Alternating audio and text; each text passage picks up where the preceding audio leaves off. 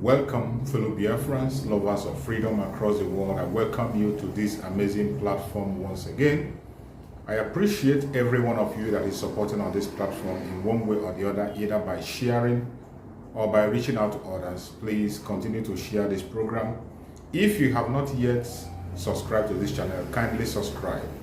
Click the notification bell so that you'll be notified each time I upload a video. You will be among the first to receive the information. Wherever you are joining us from, if you are joining us from Biafra land, my special thanks goes to you. If you are joining us from any part of the zoo, I welcome you. If you are joining us from any part of Africa, you are welcome. If you are joining from Asia, Europe, America, Australia, Canada, New Zealand, you are joining us from Russia, from China, from Israel, I welcome you to this platform and I thank you for being part of this program. May Chukwu guide and protect you. We have come once again on this today program to speak about the issue of Biafra. You know, in this platform, the only assignment we have here is to talk about the issues that has to do with Biafra, is to bring the plight of the Biafran people before the whole world.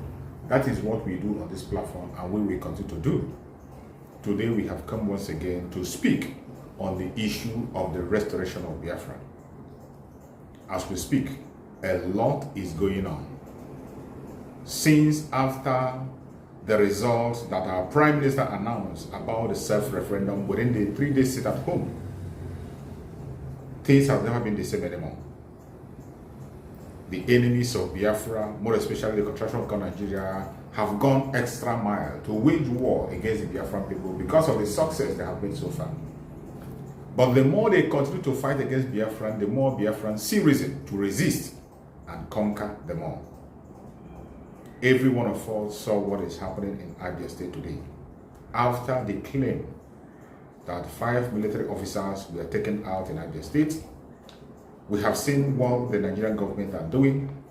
They decided to go after innocent citizens in that country, in that area of the Biafra land, and they have continued to unleash mayhem on the innocent people. As if that is not enough, the Chief of Army Staff came in public and announced that they are declaring a jungle war in Biafran territory. What did I tell you? When we say that the Biafran war has not yet ended, people don't seem to understand. Today, they have declared it openly that the war is still ongoing. And as we speak, in Biafra land today, it is a war zone.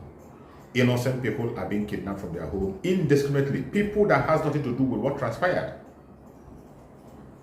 When has it become right for you to go after innocent people because you lost a battle or because you lost some of your groups in the hands of those who are tired of your intimidation?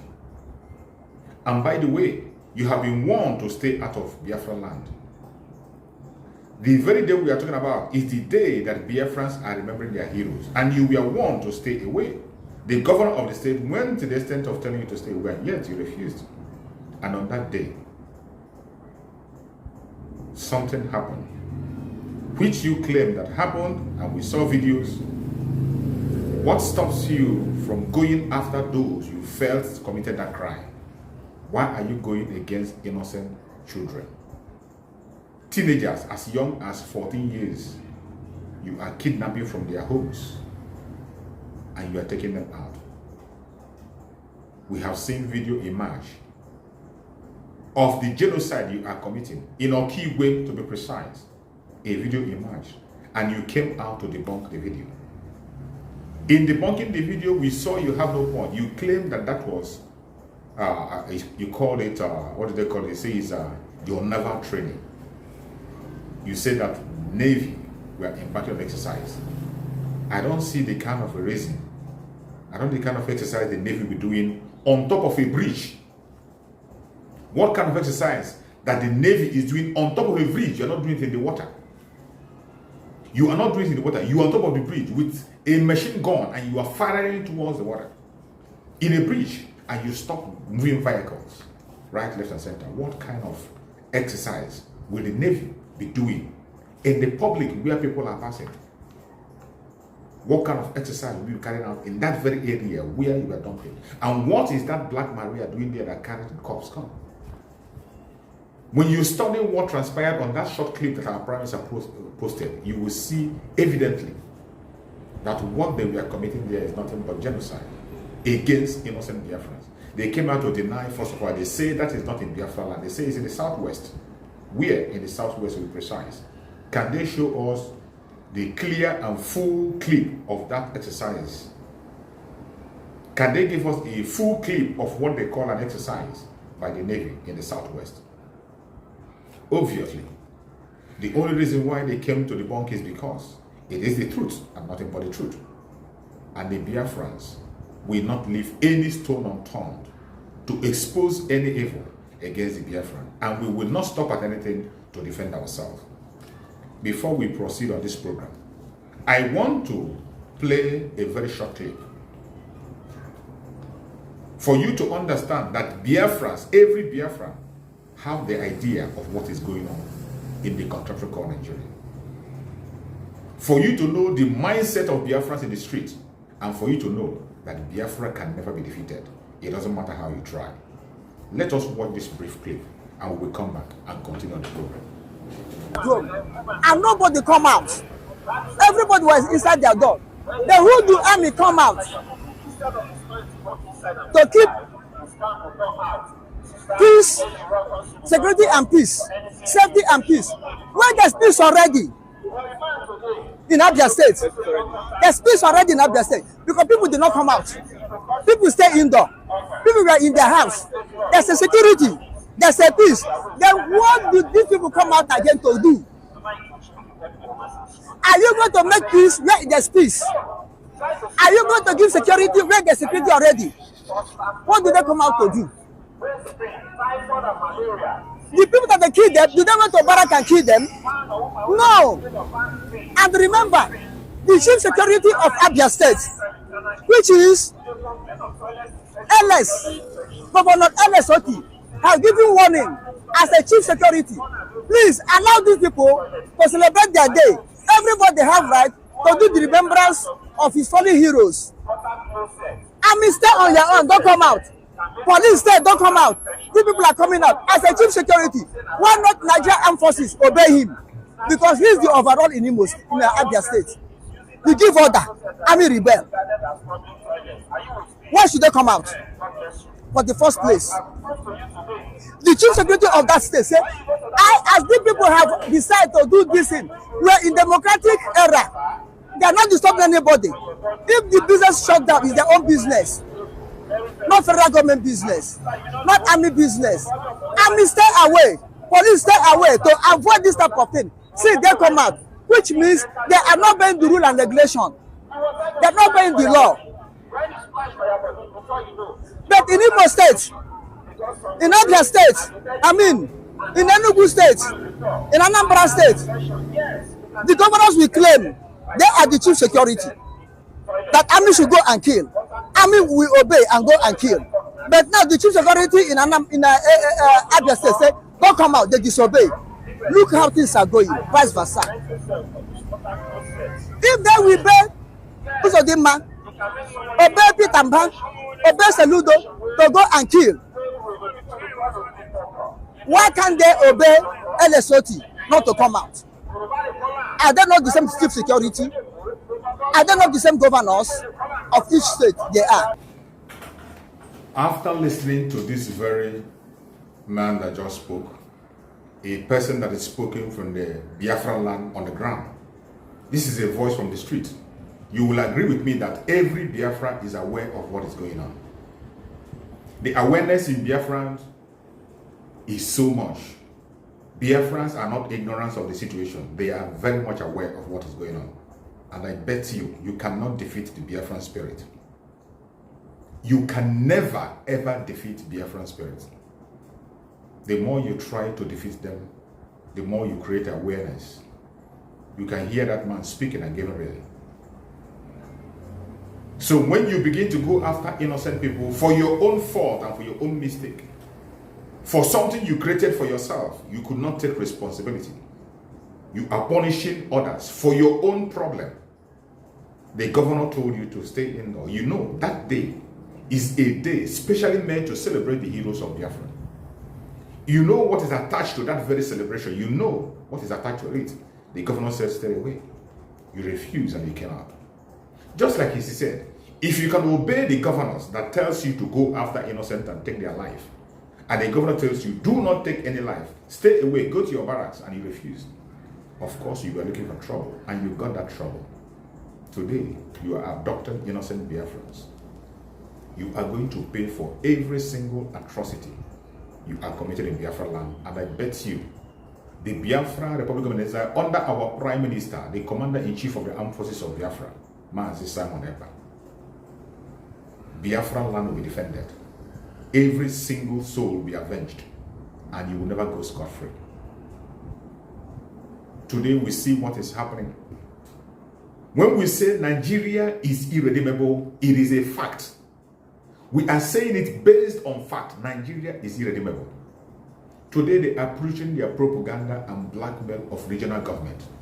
Even in the midst of that preaching of regional government already, some states are extracting themselves, taking themselves away from that regional government out of jealousy, greed, out of envy, out of wickedness. We are hearing that Lagos State say they will not be part of the Southwest. Lagos State say they want to be on their own. This is a place where the so-called president, the drug baron, came from. This is a state that the drug baron has made his own home. A state that the drug baron they call the president have taken as his own. Today they are saying they are not going to be part of the Southwest, that they will stand on their own. Because everything has been monopolized to be in that very area. That is why they feel that joining other people is a waste of resources. They are not ready to share with anybody. Now they can begin to understand what the Biafran people are feeling. When you take all the wealth from Biafran land to feed a whole nation, you take all the resources from Biafran land to feed the whole nation, and you don't show any sign of respect, no sign of recognition to that region that feeds other nations. Now you see how it feels.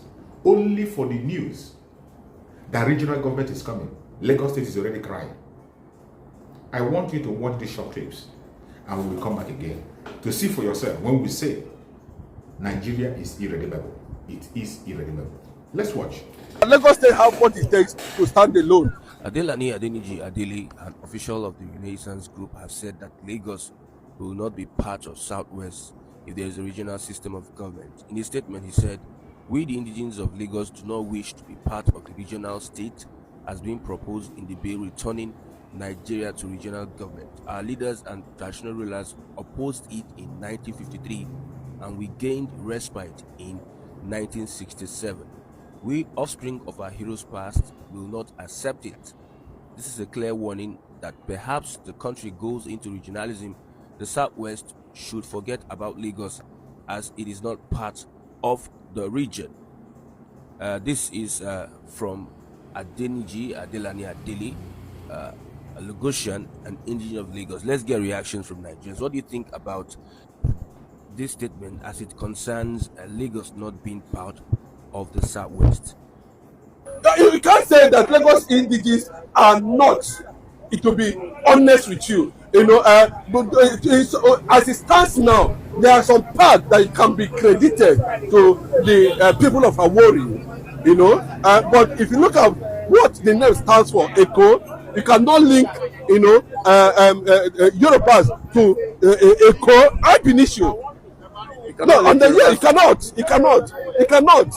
That's the truth. If you look at the history of how the whole thing started and what the British government or the colonial masters was trying to achieve as at that time was, Lagos as at that time was purely, a center created. See, even from you can know when these regions were not created, there was nothing like Nigeria, there was nothing like West Africa, there was nothing like South. All these things were just as open as like that. What was the sources of the trade between a place called Lagos and other rest of the world? Until the British system, the colonial master begin to, partition, and create a kind of autonomy and order for easy access, business access. That was what led to. After watching this also, you will now realize that saying that Nigeria is irredeemable is not just a mere word. We're not just saying it because we want to say it. It is a reality. The division in Nigeria is deep. It's deep. People that have different value. Greed have taken over every section of that contraption. And there is no way, there's nothing you can do except you destroy that old foundation and begin to build a new foundation. How are you going to destroy it? End Nigeria. Let every region go back to their base. Start afresh and build a new nation. If after the disintegration, people decide to come back together, they will write a constitution that will hold them together. But until then, the only solution remains to end the zoo right now. Before I go on this very program, I want to share with you another short clip.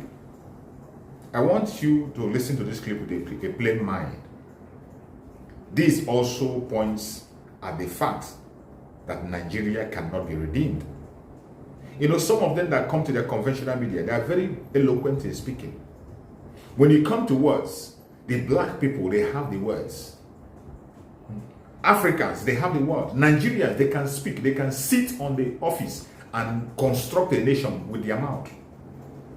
They can say things that looks real, but it's not obtainable. It is easy to say, but put it in action is impossible. I want you to watch this very interview that was granted, I think, on the channel television. Let's watch this clip and you begin to see. You are going to learn a lot from this very clip. Let's watch this very shortly and we will come back and end the program. There are still many people who justify their attitudes towards other Nigerians based on things that happened in 1966. There are many people that still have toxic feelings, weariness, distrust, bitterness towards other Nigerians because of the events of the past. And so it's important for us to interrogate those events with objectivity. It's also important for us to approach those events with a willingness to acknowledge each other's pain point. It's like in a marriage. If the husband says, "You hurt me," the answer is not, "You too, you hurt me." The answer first is, "I'm sorry." And then you can now say, "But you also hurt me." So we need to acknowledge each other's pain points and see the issue from each other's point of view so that we can learn lessons from the past and then forgive, release each other, and move forward into the future. So that we will stop seeing each other through the lenses of the past. So people don't look at you as an Igbo man and see you as an extension of Ojukwu or Nzogu. And you're not looking at somebody from the north and simply seeing them as an Hausa Fulani person bent on. You're able to see people for who they are. I'm able to see Salma for who she is, a lady that is here trying to make society better. She's able to see me as who I am, a middle-aged man that is trying to feed his children and keep his children in school. True. You know, instead of seeing ourselves as extensions of historical actors. Right. These things are important so that when we begin to approach tough decisions about our country's future, we can come together as common victims of bad governance instead of being divided on grounds of ethnicity and religion.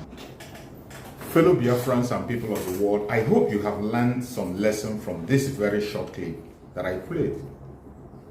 This program is to educate people on what is going on in the contraption called Nigeria. For people of the world to know what is going on. As for we Biafrans, we know that the only solution to the problem of Nigeria is disintegration. And we have already started defending ourselves. And I want you to remember, the only crime that our Prime Minister have committed today is because he is calling for self-defense by his own people. He's encouraging Biafran to defend themselves. And I want you to know that self-defense is not a crime. International law does not call self-defense a crime in any way. And it won't start today. The Prime Minister of Biafra, Republic of Nigeria, is standing on self-defense. After seeing the genocide against Biafrans, the dehumanization, the daily attack by the terrorists in uniform against Biafrans, we have no other choice than to defend ourselves. Fellow Biafrans, whatever you see today, do not get discouraged. Whatever they throw at you to make you scared or afraid of your freedom, do not be afraid. Continue to stand strong. It is either Biafra or Biafra. We shall win this war, no matter what happens. May Chukwu Okike continue to guide and protect every one of you wherever you are. More especially, people in old Abia states. We come and stay with every one of you. Those who have lost somebody, we pray for you and we encourage you to stay strong. The battle will be over very soon. Thank you so much for watching. Please share this broadcast to all platforms, share to family and friends. We will continue until freedom is gotten very, very soon. The declaration of the independent state of Biafra will happen December 2nd, 2024. Nothing will stop it. May Chukwu Okike be our guide and protector. Biafra government, peace, progress, unity and equity. We move airborne